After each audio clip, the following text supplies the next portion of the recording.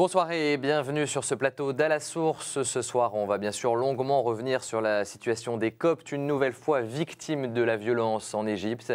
On en parlera tout à l'heure avec nos deux invités, William Ouissa, un journaliste copte et égyptien, et Louis Dauphren, directeur de la rédaction de Radio Notre-Dame. Mais d'abord, on commence avec ces images qui ont beaucoup circulé sur Internet cette semaine. Des images, vous allez le voir, violentes et choquantes, tournées furtivement dimanche au Caire. Vous allez voir ces blindés qui foncent sur des manifestants coptes. Des soldats vont ensuite ouvrir le feu sur la foule. Bilan, 25 morts et plus de 300 blessés. Version officielle de l'armée, tenez-vous bien, les blindés cherchaient à éviter les manifestants. Je vous rappelle que depuis la chute de l'ancien président Moubarak, les attaques contre les chrétiens d'Égypte se multiplient, mais on vient peut-être de passer un nouveau cap dans la violence antichrétienne, puisque désormais c'est l'armée qui s'en prend directement à la communauté chrétienne égyptienne. Grande émotion, bien sûr, chez les Coptes, dans la communauté copte orthodoxe majoritaire dans le pays. Réaction également du porte-parole des catholiques d'Égypte. Pour lui, l'armée est clairement responsable des violences de dimanche et devient ainsi complice des fondamentalistes musulmans. Vous allez le voir, le père Rafik est très inquiet pour la suite. Je l'ai joint au Caire via webcam. On regarde. Nous sommes très près d'une guerre civile. C'est à n'importe quel moment, ça peut éclater de nouveau et ça va être beaucoup plus difficile que dimanche passé. Regardez, les Coptes comptent presque 10 millions. Ils sont 10% de la population et ils sont partout dans toutes les villes d'Égypte, depuis Alexandrie jusqu'à Aswan.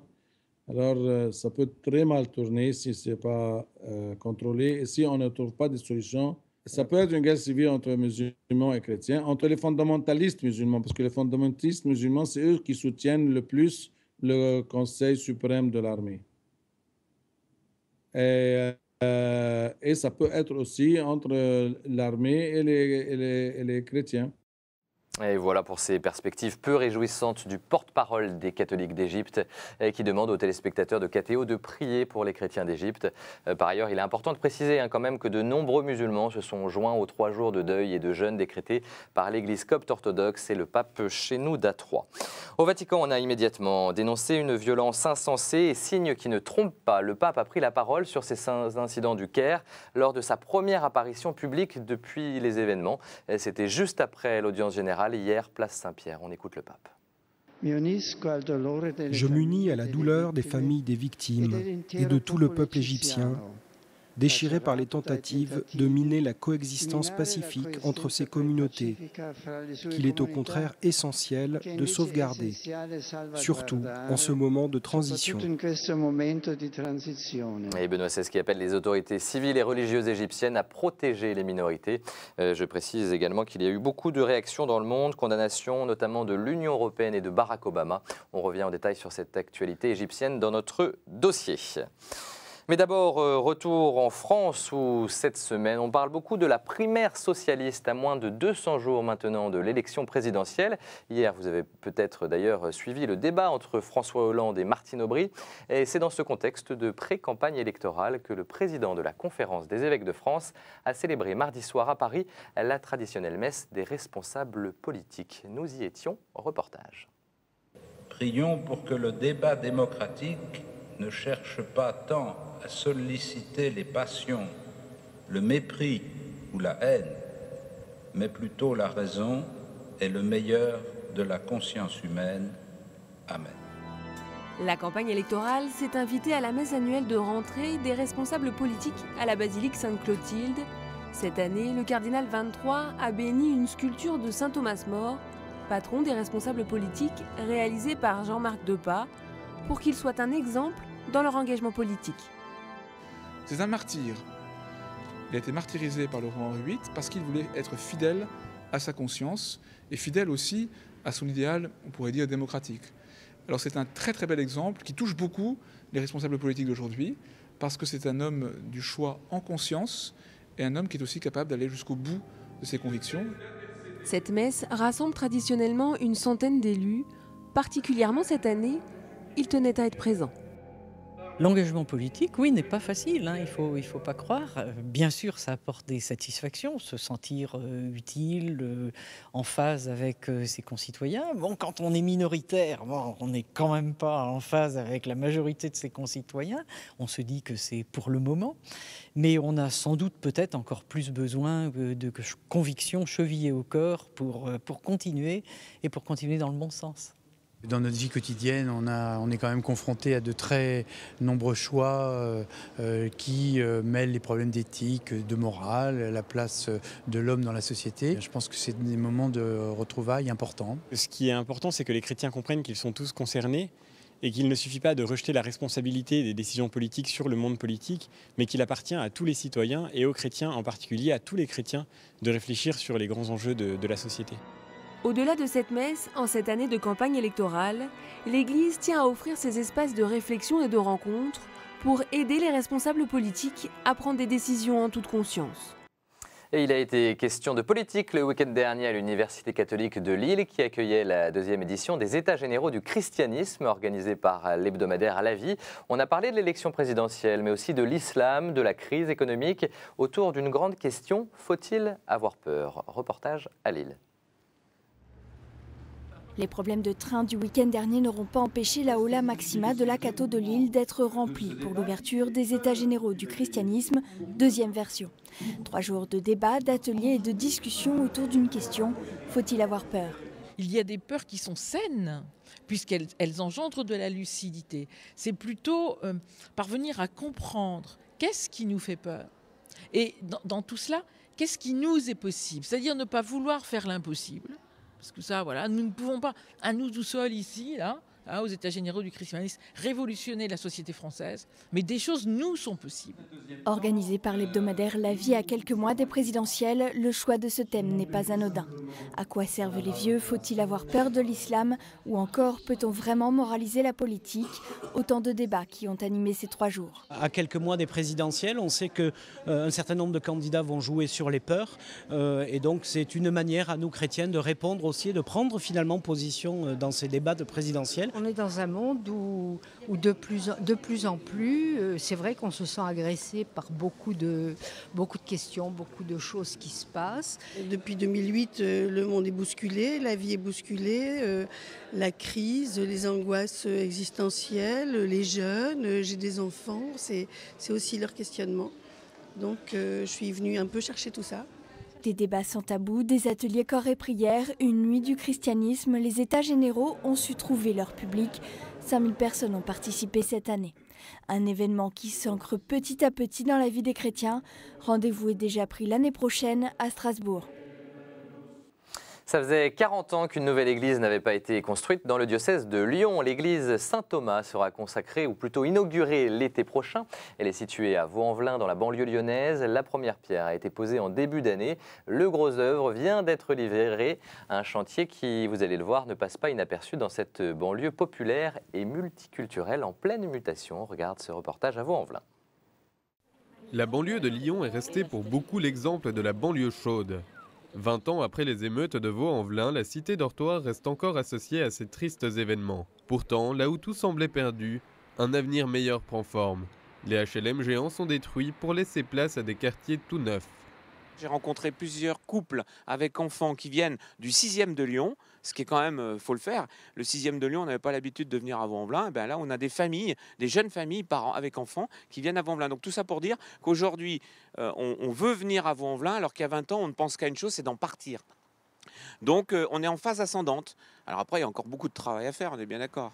Le centre-ville renaît de ses cendres, et c'est au milieu de ce quartier en construction que l'église Saint-Thomas prend place.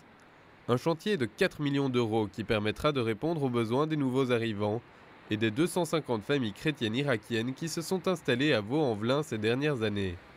Au-dessus, au premier étage, il y aura donc deux salles de réunion, des bureaux et 3 appartements pour éventuellement 3 prêtres ou un prêtre et 2 séminaristes. Dans une zone majoritairement musulmane, cette église est bien accueillie par les différentes communautés. Vous pensez que c'est quelque chose de positif pour le quartier ? Certainement, ouais. Certainement. Parce que les gamins, ils diront plus, tiens, lui c'est un petit arabe, lui c'est un petit français, c'est machin. S'ils arrivent à tous rentrer dans le même truc, ils font une petite fête, un petit machin, si c'est le même curé qu'il y avait avant, c'est un type super bien. La construction de la nouvelle mosquée a commencé juste après celle de l'église. Tout un symbole dans ce quartier populaire et multiculturel.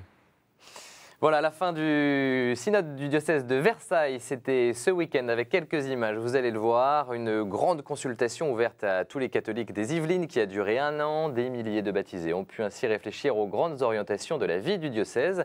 Monseigneur Éric Aumonier a promulgué 8 décrets synodaux, ce sont les conclusions de ce synode, avec des annonces concrètes comme la création d'une maison de la famille et de la vie. Il n'y avait pas eu de synode dans ce diocèse depuis 1957. Et puis, je profite de la présence de Louis Dauphren sur ce plateau pour souhaiter un très bon anniversaire à Radio Notre-Dame, qui cette semaine a soufflé ses 30 bougies. En début de semaine, la radio du diocèse de Paris s'est d'ailleurs délocalisée à la maison de la Conférence des évêques de France, lancée par le cardinal Lustiger au tout début des années 80. La Radio Notre-Dame a été l'une des premières radios libres. À ce propos, on écoute son actuel directeur, Bruno Courtois. Nous sommes une des exceptions de ces radios qui ont été créées dans la folie des années 80, après l'élection de François Mitterrand et la libération de la bande FM. Et nous sommes finalement quasiment une des seules à être restées autonomes, indépendantes, libres, j'allais dire. Souvent, les gens nous disent ça fait un moment que vous êtes là, est-ce que vous êtes un peu arrivé au bout du système? Non, on est à la croisée des chemins. 4 priorités. Être une radio catholique généraliste de complément, ça veut dire plus accessible à tous. Deuxièmement, un développement par le web, des web radios plus spécifiques qui permettent d'approfondir, de multiplier les offres de programmes. Troisièmement, un site internet qui soit beaucoup plus interactif avec de la vidéo, avec donc des images. Le 4e point, c'est apprenons à travailler ensemble et mettons toutes nos forces et tous nos programmes concrètement à la disposition de tous les diocèses de France qui n'ont pas de radio ou toutes les radios qui existent déjà. Voilà pour l'actualité de la semaine. Tout de suite, la chronique de Monseigneur Jean-Michel Di Falco.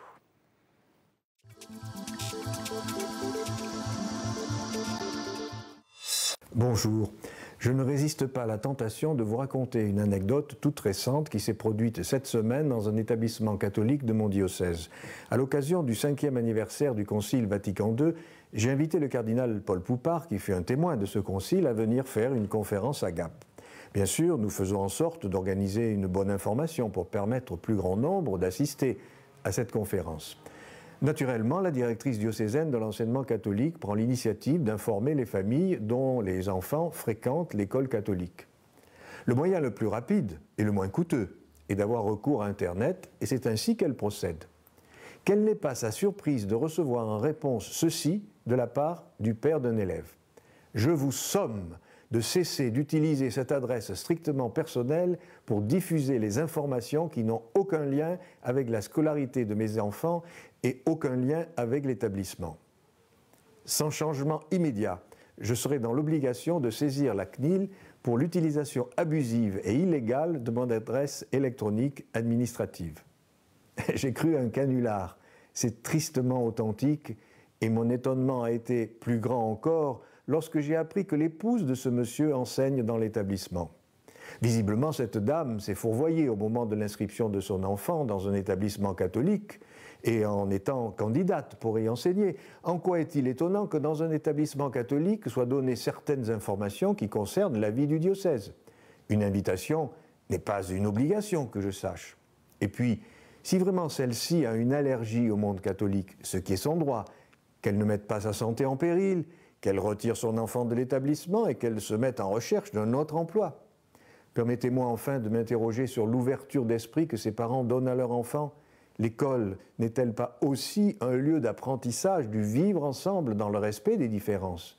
Et pour apprendre cela, il faut commencer par retirer ces œillères sectaires. À bientôt. À bientôt, et comme ça, les choses sont claires. Merci, Monseigneur. À dans 15 jours. Tout de suite, une de vos hebdos chrétiens ce jeudi.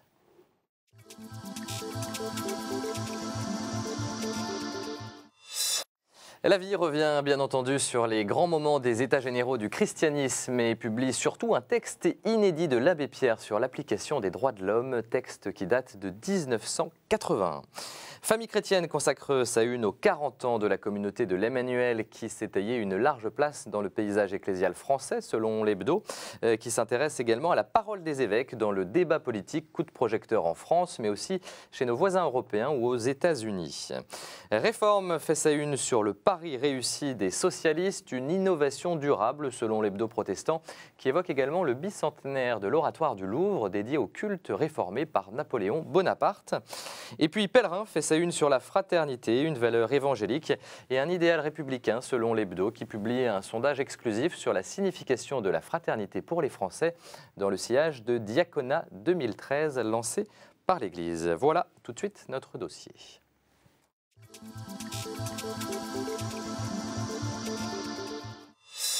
Et décidément, ce printemps arabe tourne au vinaigre pour les Égyptiens et les chrétiens. À nouveau, les Coptes sont visés, mais cette fois, c'est l'armée qui les a directement attaqués dimanche lors d'une manifestation au Caire. Vous l'avez vu tout à l'heure, l'armée qui nie toute responsabilité dans ces violences avec une mauvaise foi assez hallucinante. Décryptage sur ce plateau avec William Wissa. Bonjour. Bonjour. Merci d'être avec nous. Vous êtes journaliste égyptien, copte. Et puis en face de vous, Louis Dauphren. Bonsoir. Bonsoir. Merci d'être avec nous. Je rappelle que vous êtes le directeur de la rédaction de Radio Notre-Dame. William Wissa, il faut quand même rappeler que les Coptes manifestaient pour une bonne raison dimanche, c'est-à-dire qu'ils sont victimes depuis des décennies de discrimination et de violence. Et là encore, ces dernières semaines, une église a été vandalisée, a même été détruite par des fondamentalistes musulmans. Ils manifestaient dans la rue pour cette raison dimanche, les Coptes, faut le souligner. Oui, je peux le dire sans hésiter que c'est un crime contre l'humanité. C'est un crime contre l'humanité commis par l'armée égyptienne. Que s'est-il passé exactement? Dans un petit village à Aswan, dans le sud d'Égypte, une église de 280 mètres carrés, seulement 280 mètres carrés. Les musulmans, les radicaux musulmans sont venus dire aux chrétiens qu'on n'aime pas voir la croix. Il faudrait enlever la croix, il faudrait enlever le clocher de l'église. Les chrétiens, qui sont une cinquantaine de familles dans ce village de 3000, ils ont accepté malgré ce dictat et sont en présence de gouverneurs militaires. Ils ont enlevé la croix, ils ont enlevé le clocher. Quelques jours après, les salafistes viennent dire non, le bâtiment qui était ravalé, il est maintenant plus haut de 4 mètres plus de ce qu'il était avant. Il faudrait enlever la coupole. Et les chrétiens ont dit non. Et les chrétiens, ils ont dit non. Et 3 jours après, ils sont venus, les salafistes, ils ont détruit l'église. Ils sont en présence d'un officier de la police. Et vous trouvez, quelques jours après, le gouverneur, qui est l'équivalent de préfet ici. Donc un représentant de l'État. Oui, c'est le plus grand. Le plus grand, le gouverneur d'Aswan vient dire que les chrétiens ont fauté et les musulmans, ils ont corrigé leurs fautes. Ça veut dire à tel point que l'État égyptien à la source, pratique la discrimination contre la minorité chrétienne, et ce depuis des décennies. Depuis des décennies, voilà, c'est important à préciser, c'est pas nouveau. Ensuite, il y a eu cette manifestation dimanche, et alors là, comment vous expliquez ce qui s'est passé? C'est l'armée qui fonce littéralement et qui attaque les chrétiens. Tout à fait. Les Coptes, ils ont commencé dans un quartier populaire qui s'appelle Choubra.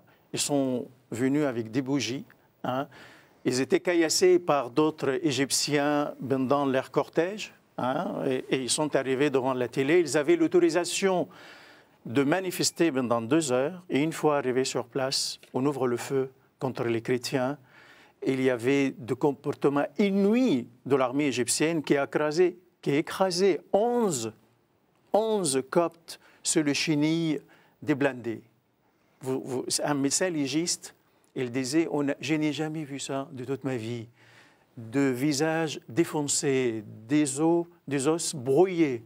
Et l'armée vient après dire qu'on c'est pas nous, on n'a pas tiré. Alors qu'il y a des images en plus. Oui, tout à fait, il y a des images qu'elle est démentie. Louis Dauphren, est-ce que vous êtes surpris par ce qui se passe? Cette fois-ci que l'armée, voilà, maintenant ça s'attaque directement. L'armée, excusez-moi, qui disait depuis le 25 janvier que je ne vais pas ouvrir le feu, je vais protéger la révolution. Et cette fois, il ouvre le feu contre les chrétiens en Égypte.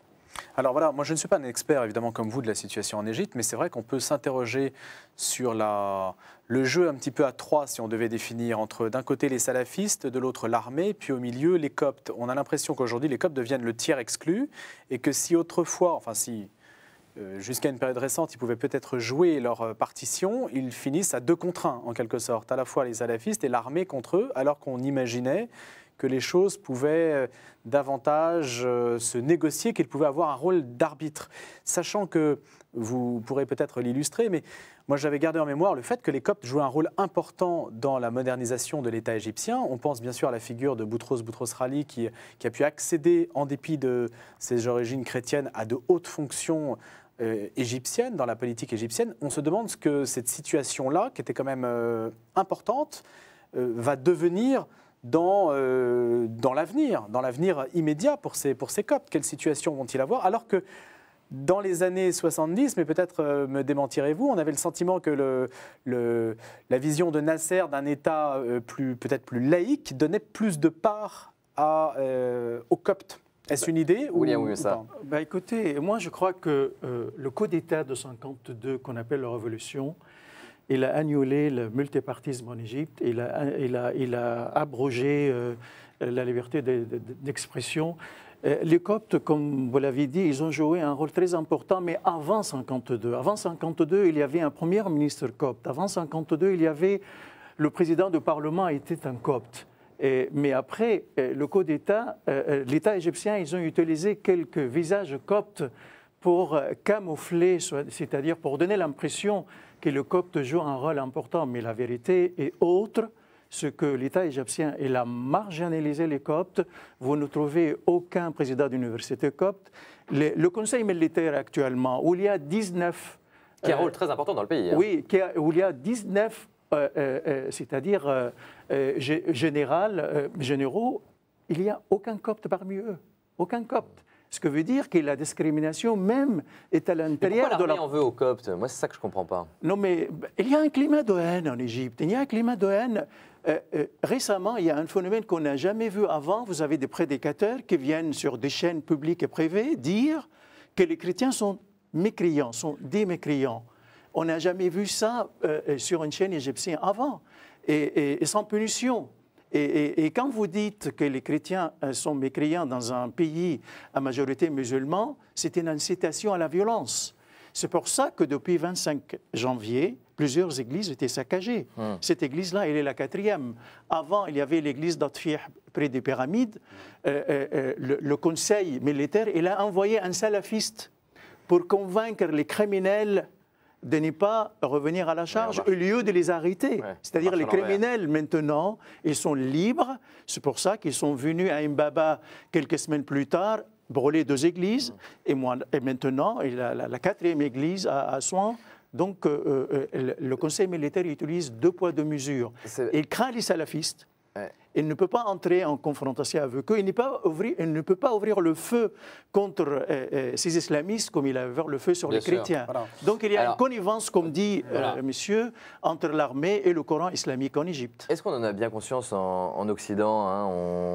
On est bien heureux de cette révolution arabe, de ce printemps arabe, comme on dit, mais là, il y a quand même une face un peu trouble. Hein. Les catholiques, les chrétiens en général, je pense, sont quand même conscients de la situation. On a quand même des précédents, même si les situations ne sont pas strictement comparables. L'Irak, quand même, on en a beaucoup parlé avec la situation terrible que les chrétiens vivent là-bas. Le Pakistan, on pense au sort d'Asia Bibi en prison, ça a quand même eu un certain retentissement médiatique. Mais cela dit, comment voulez-vous que l'opinion prenne conscience vraiment de la gravité des faits quand on monopolise l'espace public avec la primaire socialiste, par exemple, qui est quand même extrêmement secondaire au regard de la gravité de la situation que l'on peut avoir en Égypte. Les médias, c'est un confrère qui me disait cela, mais les médias européens ont donné beaucoup d'importance à l'Égypte. On pense aux médias allemands, aux médias britanniques, alors qu'en France, très peu, et américains, très peu proportionnellement j'allais dire, à l'intrusion médiatique. Depuis le 14 mai, l'affaire Strauss-Kahn, on ne parle en fait que du PS. Alors comment voulez-vous intéresser le grand public à des événements qui sont tout de même extrêmement dramatiques et qui n'ont peut-être pas je ne sais pas, une certaine saveur people, si vous voulez, que la primaire socialiste peut parce que le temps passe vite, oui, j'aimerais savoir... je voudrais parler de la voix de la France. Oui, alors la voix de la France, est-ce qu'elle manque là-dedans? Non, écoutez, moi, j'entends pas la voix de la France. La voix de la France est inaudible. Il y a quelques jours, le ministère des Affaires étrangères condamne l'attaque contre une mosquée en Irak, mais quand il s'agit de ce massacre, il condamne la violence sans prendre une position très claire. C'est pas assez clair pour vous. C'est pas très clair. Alors, moi, j'aimerais quand même... Alors, l'émission va bientôt se terminer. Savoir comment on s'en sort, selon vous. C'est quoi la bonne piste? Je crois qu'on va entrer dans une zone de turbulence. Je crois qu'on va trouver d'autres massacres qui vont arriver en Égypte, parce qu'il y a un climat de haine en Égypte. Le conseil militaire est paralysé. Il n'arrive pas à prendre des décisions. Il agit comme une réaction. Il n'a pas une vision claire de la situation. Il a peur d'entrer en confrontation avec les salafistes et le Coran islamique. Et les Coptes, les chrétiens d'Égypte sont les victimes. Si je peux me permettre une dernière remarque, je crains que les Coptes ne doivent compter que sur eux-mêmes. Je crois qu'ils ont relevé leur tête et ils sont plus comme avant. Et ils vont se défendre, mais pacifiquement. Eh ben, on restera sur ces mots-là. Ce sont les mots de la fin. Merci en tout cas à tous les deux pour ces analyses et ces explications. Je conseille un ouvrage sur l'histoire et l'actualité de ces Coptes de Christine Chaillot, préfacé par Antoine Sfer. Vous voyez cet ouvrage à l'écran. Si je permets, dernièrement, il y a une manifestation ce dimanche qui va commencer à la place de Fontenoy, près de l'UNESCO. J'appelle à Paris, j'appelle les téléspectateurs à venir nous soutenir dans cette manifestation. Eh ben, l'appel est lancé. Merci en tout cas encore pour votre participation à cette émission. Quant à nous, à très vite sur KTO.